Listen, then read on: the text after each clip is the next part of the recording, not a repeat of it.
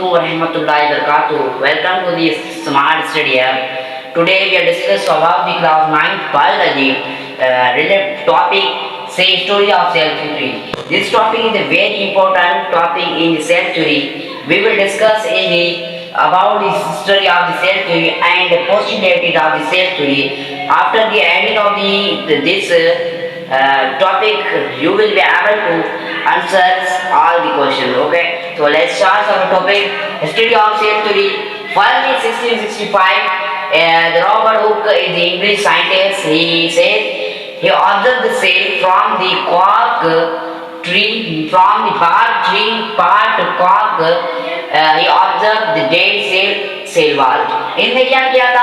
इसने किया था कि यूं किया था कि इसने क्या किया, एक ट्री था, उसका जो आउटसाइड वाला हिस्सा होता है, मतलब बाहर ट्री था, उसका आउटसाइड वाला हिस्सा होता है, वो उठाया उसने, वो क्या किया, उसको माइक्रोस्कोप पे रखा और उसने क्या किया, ऑब्जर्व किया था कि वहां पे सेल को ऑब्जर्व किया था। मगर कौन से सेल को ऑब्जर्व किया था? डेड सेल को ऑब्जर्व किया था। डेड सेल का मतलब होता है वो सेल जो एक मूवमेंट न कर सके, वो लिविंग से ना हो, मतलब कि ये मुर्दा सेल क्या था, मुर्दा सेल था जो मूवमेंट न कर सके, उसको हम क्या कहेंगे? डेड सेल कहेंगे। वो उसमें उसने क्या देखा था? Only cell wall. ही observe only the cell wall in the dead cell from the bark, from the cork tree, from the bark tree cork piece. Okay, so after this 1665, Mr. Anton van Leeuwenhoek he further included his 1617 में क्या हुआ था कि Anton van ल्यूवेनहोक क्या है, एक scientist है, क्या एक साइंटिस्ट है। इसने क्या किया था? सेल को डेवलप, मतलब सेल को क्या किया, डिस्कवर किया था। कौन से सेल को डिस्कवर किया था? लिविंग सेल को डिस्कवर किया था। कैसे डिस्कवर किया था? जबकि इसने क्या देखा था, एक बारिश का पानी था, उसको एक ड्रॉप उसका लिया और स्लाइड पे रखा, तो उसने क्या ऑब्जर्व किया था? माइक्रोस्कोप के क्या ऑब्जर्व किया? कुछ चीजें दो थी वाटर के ड्रॉप में, या वाटर के ड्रॉप तो जो था ना, उसमें क्या कुछ चीजें क्या कर रही थी? मूव कर रही थी, यहाँ हम कहेंगे लोकोमोशन कर रही थी। तो लोकोमोशन और मूवमेंट कर रही थी कुछ चीजें को, उसने उसको नाम कौन सा दिया? सेल का नाम दिया। कौन से सेल का नाम दिया था? लिविंग सेल का नाम दिया था। कौन सा सेल का? लिविंग सेल का नाम दिया था। फ्रॉम ए डिस्टेंस वाटर, मतलब पे कोई बारिश का पानी आ रहा था, उसको उसने उठाया और ड्रॉप एक को उठाया, उसने माइक्रोस्कोप स्लाइड पे रखा, उसने ऑब्जर्व किया था कुछ चीजें क्या कर रही थी, उसमें मूव कर रही, तो उसको नाम कौन सा दिया? सेल का नाम दिया। कौन सा सेल था? वो लिविंग सेल था। इसके बाद 1770 के बाद 1670 के बाद 1683 में क्या हुआ था? इसने एंटोन वैन ल्यूवेनहोक ने क्या किया? डिस्कवरी की थी माइक्रोस्कोपिक लेवल पर माइक्रोस्कोपिक लेवल पर डिस्कवर की थी। माइक्रोस्कोप पे इसने कुछ चीजें मतलब ऑब्जर्व की थी, जैसे प्रोटोप्लाज्म, बैक्टीरिया, ऐसे सेल को ऑब्जर्व किया था माइक्रोस्कोपिक लेवल पर। ओके, और माइक्रोस्कोपिक मतलब के वो ऑर्गेनिज्म जो बहुत ही स्मॉल है, ऑर्गेनिज्म माइक्रोस्कोपिक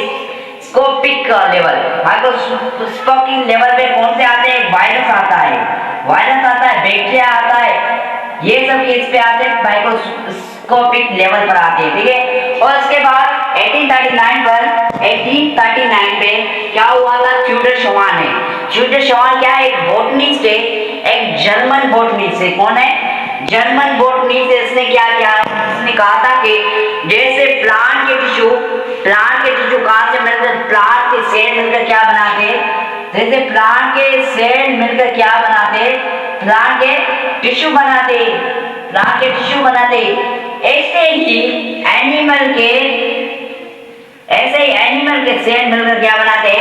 एनिमल टिश्यू बनाते। एनिमल टिश्यू कब कंपोज होता है? जब एनिमल सेल मिलते हैं तो क्या कंपोज होता है? एनिमल टिश्यू कंपोज होता है। उसके बाद 1840 में क्या? अल्बर्ट वॉन रॉयलीकर क्या एक साइंटिस्ट था, जिसने क्या किया था? इसने नाम दिया था, इसने सेल थ्योरी में क्या रिवर्क किया था? सेल थ्योरी पर दोबारा इसने काम किया था, तो उसने क्या दिया था? सेल को नाम बेसिक यूनिट का नाम दिया था। कौन सा नाम? बेसिक यूनिट ऑफ लाइफ का नाम दिया था। इसने कौन सा नाम दिया था? Basic unit of life, basic living unit of life हम कहेंगे तो उसको क्या होगा? सेल होगा। ठीक है, और इसके बाद 1855 में इसने क्या किया? रुडोल्फ रूडल्फ विर्चू ने क्या किया था, सेल थ्योरी में पोस्टुलेट ऐड की थी, अपनी एक पोस्टुलेट ऐड की थी। उसने कहा था फ्यूडर शवान को और एक कौन सा साइंटिस्ट था, उसका नाम याद नहीं है, उन दोनों को कहा था कि आप दोनों भी सही हो, मगर मेरी भी एक बात याद रखो, ओमनी ई सेलुला। ओमनिस ई सेलुला का मतलब होता है, ग्रीक लैंग्वेज में उसने कहा था ओमनिस ई सेलुला का मतलब होता है cell comes from pre existing. तो इससे पहले 1855 से पहले जो साइंटिस्ट थे उन लोगों का कॉन्सेप्ट था कि सेल कहाँ से मतलब के प्री एग्जिस्ट होता है, डिनोवो स्ट्रक्चर से। कहाँ से प्री एग्जिस्ट होता है, डिनोवो स्ट्रक्चर से। डिनोवो स्ट्रक्चर का मतलब होता है नॉन लिविंग थिंग्स, मतलब के सेल कहाँ से मतलब के प्री एग्जिस्ट हो रहा है, नॉन लिविंग थिंग्स। हाँ, आप बताओ मुझे, क्या चीयर दूसरी चीयर पैदा कर सकती है? नहीं ना, वो ऐसे ही नॉन लिविंग कैसे चीजें पैदा करेगी। इसी वजह से रूडल्फ विर्चू ने इस थ्योरी को क्या किया था, रिजेक्ट किया था। इस थ्योरी को क्या किया था, रिजेक्ट किया था। फिर इसने अपनी एक थ्योरी जीती है, जिसका ये रहा, रूडल्फ विर्चू ने कहा था कि सेल कहाँ से होता है, डिनोवो मतलब कि प्री एग्जिस्टिंग सेल से क्या होता है, वो होता है मतलब प्री एग्जिस्टिंग सेल डिवीजन की वजह से वो प्री एग्जिस्ट होता है। ये रूडल्फ विर्चू क्या कहा करता था, एक फिजियोलॉजिस्ट था, एक फिजिशियन था, एक पैथोलॉजिस्ट था।